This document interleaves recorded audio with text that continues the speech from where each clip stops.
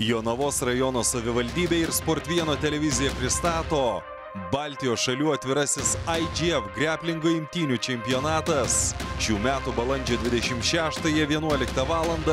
Jonavos sporto arenoje Žeimių gatvė 17. Čia kovos patys stipriausi Baltijos šalių greplingo imtynių kovotojai. Tai daugiau nei varžybos, tai tikros kovos, tikri iššūkiai ir tikros pergalės.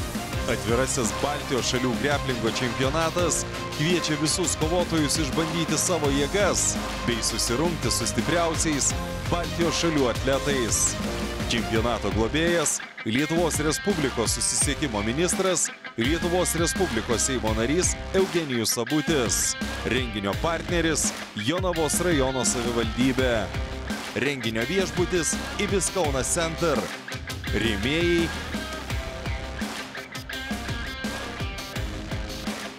informaciniai rėmėjai. Renginio organizatorius Sporto klubas Fighteris, Jonavos sporto centras, Lietuvos greplingo federacija.